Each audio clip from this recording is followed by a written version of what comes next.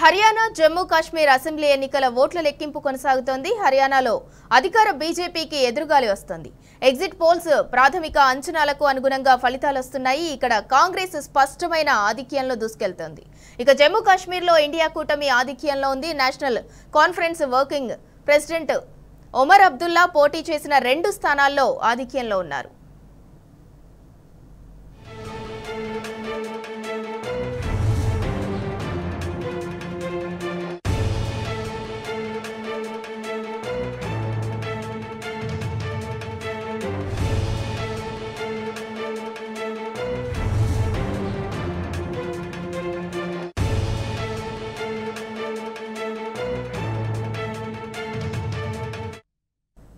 Haryana assembly ఎన్నికల ఓట్ల లెక్కింపు కొనసాగుతోంది. ఓట్ల లెక్కింపు కేంద్రాల వద్ద 3 అంచెల భద్రతను ఏర్పాటు చేశారు అధికారులు.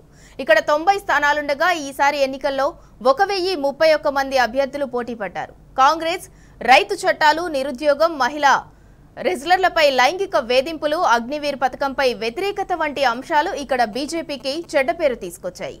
దీంతో హర్యానా ఎన్నికల్లో కాంగ్రెస్ గెలిచే అవకాశాలున్నాయని ఎక్కువ కనిపిస్తున్నాయి. దానికి తోడు ఈసారి హర్యానా హస్తం పార్టీదేనని ఎగ్జిట్ పోల్స్ కూడా అంచనా వేయడంతో ఆ పార్టీ నేతలు పూర్తి ఫలితాలు వెలువడక ముందే సంబరాలకు రెడీ అయ్యారు.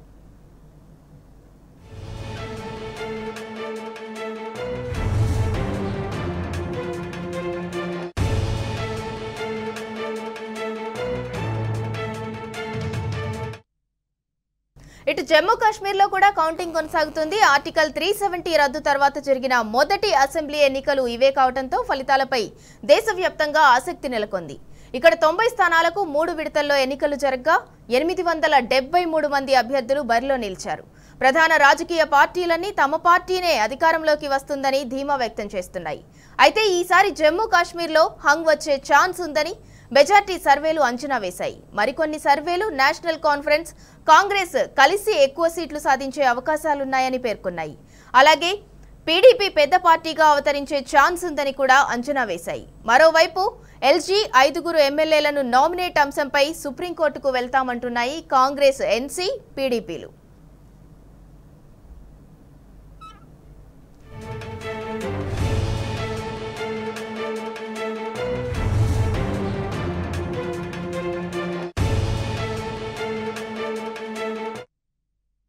ఇక ఇదే అంశంపై మరింత సమాచారం మా ప్రతినిధి లివిల్ అందిస్తారు.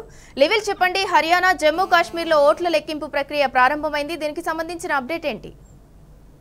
హర్యానా జమ్మూ కాశ్మీర్ ఓట్ల లెక్కింపు ఉదయం 8 గంటలకు ప్రారంభమైంది. తర్వాత ఇప్పటి వరకు అయితే ఇటు 2 చోట్ల కూడా ఇండియా కూటమి అంటే హర్యానాలో కాంగ్రెస్ హవా కనిపిస్తుంది. ఇటు జమ్మూ అండ్ కాశ్మీర్ లో ఇండియా కూటమికి సంబంధించిన హవా కనిపిస్తుంది. హర్యానా రాష్ట్రంలో 90 నియోజకవర్గాలకు ఎన్నికలు జరగా 1031 మంది అభ్యర్థులు పోటీ పడ్డారు. అయితే మూడోసారి కూడా మేమే కేంద్రంలో అధికారంలోకి వచ్చాం, ఇక్కడ హర్యానాలో కూడా అధికారంలోకి వస్తామని చెప్పేసి బీజేపీ మాత్రం ధీమా వ్యక్తం చేస్తుంది. కానీ ఈసారి మార్పు సాధ్యమని కాంగ్రెస్ పూర్తి నమ్మకంతో ఉన్నట్టు తెలుస్తుంది. అంతేకాకుండా హర్యానాకు సంబంధించిన ఎగ్జిట్ పోల్స్ అన్ని కూడా కాంగ్రెస్ పార్టీకే మొగ్గు చూపాయి. ఈ దశగా ఖచ్చితంగా ఈసారి మార్పు కనబడుతుంది. హర్యానాలో ఏదైతే జాట్స్ కి సంబంధించి ప్రధానంగా వాళ్ళంతా కూడా చాలా ఇన్ఫ్లుయెన్స్ చేస్తారు ఓటర్లు. రైతు సమస్యలు ప్రధానంగా నల్ల చట్టాలకు సంబంధించి హర్యానాను తీవ్ర ప్రభావం చూపుతాయి.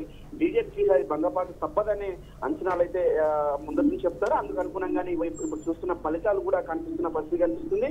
ఇవాళ ఎప్పటికైతే పోస్టల్ బ్యాలెట్లకు సంబంధించి ఓట్ల లెక్కింపు పూర్తయినట్టు మనకు దాదాపుగా సమాచారం ఉంటుంది. ఆ పోస్టల్ బ్యాలెట్ సంబంధించి పూర్తిగా ఇప్పటి వరకు కాంగ్రెస్ కొంత లీడింగ్ లో ఉంది.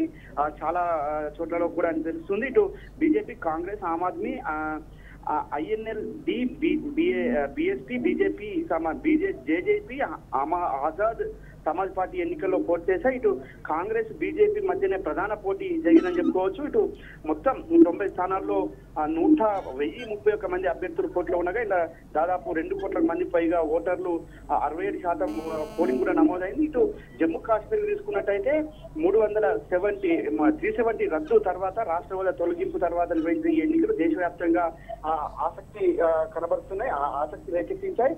మొత్తం చూసినట్టయితే వాళ్ళ ఈ 2 రాష్ట్రాల ఎన్నికలు దేశ భవిష్యత్తును మారుస్తాయని ఇటు కాంగ్రెస్ పార్టీ ఒకవైపు చెప్తుంటే ఖచ్చితంగా మా మూడోసారి కేంద్ర ప్రభుత్వం రెఫరెండం అని చెప్పేసి బీజేపీ ప్రధానంగా ఎన్నికల ప్రచారం చెప్పారు.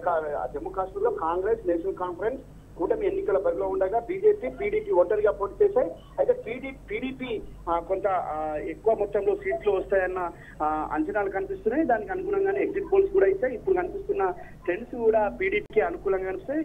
ఈ జమ్మూ అండ్ కాశ్మీర్ లో ఏదైతే అంగు వచ్చే అవకాశం అయితే మనకు స్పష్టంగా కనిపిస్తుంది. ఇటు అయినప్పటికీ కూడా ఇండియా కూటమి అధికారంలో చేపట్టనున్నట్టు మాత్రం హర్యానాలో స్పష్టంగా కనిపిస్తుంది. ఇటు 370 ఆర్టికల్ రద్దు తర్వాత కనిపిస్తుంది ఎన్నికలు కాబట్టి ప్రధానంగా దేశవ్యాప్తంగా కూడా దీనికి ఒక క్రేజీ అయితే కనిపిస్తుంది. ఇటు రెండు రాష్ట్రాల ఎన్నికలు, ఇటు జాట్లకు సంబంధించిన సమస్యలు, నల్ల చట్టాలు, అటు జమ్మూ అండ్ కాశ్మీర్ కి సంబంధించి 370 ఆర్టికల్, ఈ రెండు అంశాలను ప్రధానంగా ప్రచారంలో అంశంగా ఉపయోగించారు కాబట్టి రెండు ప్రధాన అంశాలు కానీ ముందుకు నేపథ్యంలో ఇప్పటి వరకు అయితే ఆ ప్రధాన ప్రతిపక్ష పార్టీ అయిన జాతీయ స్థాయిలో ఉన్న ప్రధాన ప్రతిపక్ష పార్టీ అయిన కాంగ్రెస్ హవా మాత్రం కనిపిస్తున్న పరిస్థితి కనిపిస్తుంది. సింధురా.